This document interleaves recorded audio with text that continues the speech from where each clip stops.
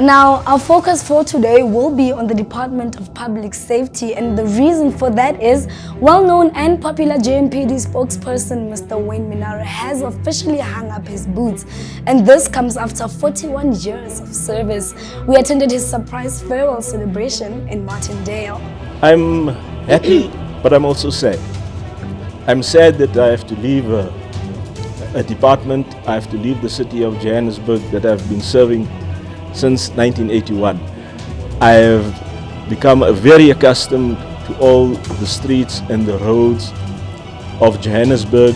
The area that I will miss the most is Braamfontein, where I started my career in 1981 as a 22-year-old officer. I will miss the Mike 1 and the Mike 2 bridges where I patrolled as a freeway officer. I'm not going to accept it that easily. The man is a legend. He is an amazing civil servant and has been, through and through. He's always the same. He's not a chameleon. He doesn't try to fit in by compromising on his values and principles. And there's a lot that he still needs to teach the younger ones, our new trainees. There's a lot he needs to teach our residents on what is right and what is wrong in the city of Johannesburg and how to stay on the right side of the law. We can't be losing people of this caliber, particularly when they're still healthy, they're fit, and they're willing to work. It's one thing when your old age has started to affect your health negatively, or your vitality, or just your ability to produce, but with him that's not the case. He's willing to go on. The system's just working against him. I never thought he would be going when I come back, because when I came back I was looking forward of working with him. There's no one like Wayne Minnaar in all law enforcement, the spokesperson. Wherever you call him, he will always be there. Whether it's weekend, whether it's on holiday, he will come. And what I miss mostly, I'll call him on Sunday. He'll say, let me go home and put my uniform. I say, you are fine without the uniform. He said, no, I must have my uniform. It's been a love and hate relationship. He's a great gentleman and officer. The hate part comes is that when we really have to deal with difficult issues at work whilst I was the MMC for public safety. But it's all very professional. It's something I admire him. I really admire him. But it's emotional for us today. I don't have a lot of words to say, but I really want to wish our Superintendent Wayne Minnaar, the face of JMPD, the voice of JMPD, all the best of his retirement. But we're not going to leave him for too long. He's got a wealth of knowledge and experience, and we really want him to come back, not just to mentor some of the young officers, but just go out there and help us, the city, give awareness and education in terms of laws and bylaw compliance and enforcement. So I think that's very important. Mr. Minnaar, I've been working with him for quite some time. Actually, in 2015, he asked me to be a media liaison to Mongana Lonene and Phala Phala FM. But at that time, I said, no, Chief Soup, now I don't even know how to speak in front of people. Never mind the cameras and these media guys, I'm not going to do it. I said, please, Dion, just do this for me, because you speak Tonga, and then it will be easy for Mongana Lonene to do this.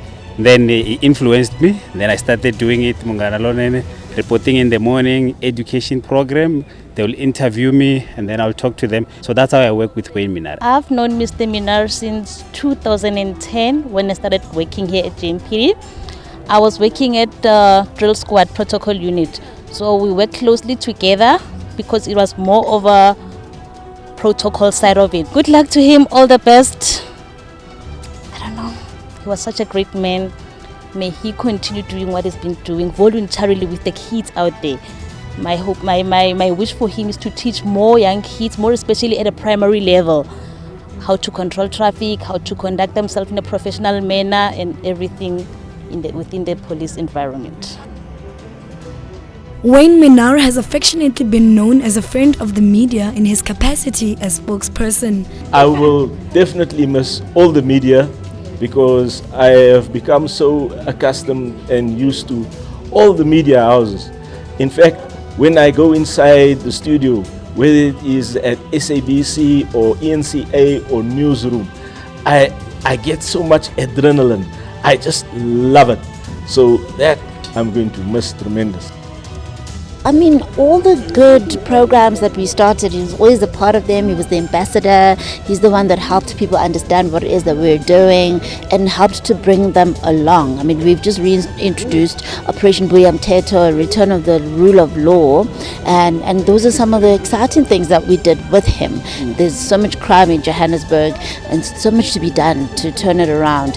It's the roadblocks, it's the operations, the big raids, it's the broadcast work that I spoke about earlier, where we're hoping that Group Comes will be implementing this soon. This broadcast studio, which is our investment in keeping our residents informed, keeping them educated, and making sure that they're not left behind as we rebuild our city. Wayne Minnaar is the face of the law enforcement all over the country and all over the world. When they talk about law enforcement, they talk about Wayne Minnaar, and he will always be there and represent the department. Whatever we do, he will be there and talk on our behalf. I think me and him, we're going to start a company, consulting company, law enforcement consulting company. So best wishes for him. May God bless him. He's a good man. He's a really good man, a humble person, humble individual. He worked well with everyone in the department, including the community at large. Wayne Minnaar set a perfect example. He said earlier on, you serve the badge when you put on your uniform. It's important that when you have a metro police force or police force anywhere in the country, that you need to be compliant with law yourself. You need to be that upstanding citizen before you go out and serve and protect it. Now, I think that's very important, for us as the city providing protection and service to the residents of Johannesburg. We need to comply with laws ourselves. So, starting at home, we must be corruption-free, ensure that our JMPD officers also do the same. So where to from here for this man who's been said to have made doing the right thing fashionable? I have a few avenues that I can try. I know there are a few of the other institutions and businesses, even in the private sector, was also a request that I give a hand. So I don't think I'll have an opportunity to sit too long, and then I will have to get busy again. So who's going to be taking over? Well, his name is Xolani Fihla, and he spent the past 3 years in training with Chief Superintendent Wayne Minnaar. For today, it's a real somber and sad feeling that I have that Mr. Minnaar is leaving the department, but I know personally for me, I'm still going to have many conversations. I'm still going to pester him. I'm still going to call asking for advice, but it's an overwhelming feeling. It's got big shoes. It's a big pair for me to fill, but from what I've learned from him, I think he's imparted a lot of wisdom and expertise for me to actually do the job properly. He's done well training the likes of Xolani. Xolani is very talented. I know he's going to be amazing. I don't doubt that one bit. I picked him up while I was the chief of police. Xolani already is becoming the face of JMPD. He just needs some few touch-ups there and be available at all times. But it's the perfect choice, and the journalists love it. Xolani does admit that he's a little worried about the big shoes he's been tasked to fill. It is a big concern. Mr. Minnaar has been a permanent fixture within the department, within the city of Joburg, and within South Africa as a whole. There's one incident that I remember with the chief of the Cape Town Metro. He came here for the Chiefs Forum, and when he met Mr. Minnaar, he was like, it's such a pleasure to meet you, because everywhere I go, because his name is Wayne also, everywhere I go, people think that I'm you. So that's the impact that it's had, and it is a big impact for me to actually catch up to, but I'm glad for what he's taught me. I will try my best to reach up to that and maybe even surpass. And what lessons has he learned from Wayne Minnaar? One thing is to be truthful and always answer your phone. Even if you don't know what's happening, but always just answer your phone and just build that relationship with the media. They are our closest partners, especially with us in the communications and in the PR department. So if I have a good relationship with the media, my career as a spokesperson will go as far as he did. I hope that the information that I have and I impart within the residents and the citizens of the city of Johannesburg does contribute to having a safer city. I know we are going through a tough period when we see crime stats rising so high, but I just hope that my contribution will be impactful to reduce the statistics. The lowest of my career was the day I was bumped on the freeway in March 1987, where a bus had broken down and the tow truck was struggling to get the vehicle out of the way because the road was wet and it was raining. And as we were waiting for the mechanics to come to work on the brakes so that the bus could move, there was a driver who lost control of his vehicle. And then I ran onto the grass. I saw the tow truck driver running into the middle lane. I thought he was really committing suicide. But when I realized that the car had actually come in my direction, it bumped the bus. I could hear it bumping the bus, and in the process, as it was spinning, it knocked me on my left hip. I was hospitalized and I had a fractured hip. I also got very ill. My lungs couldn't sustain the shock and the pain, and I had to be put onto machines.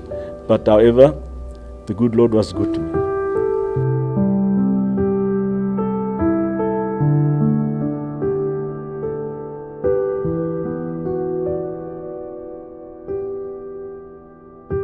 The balance of the remaining officers will be given today.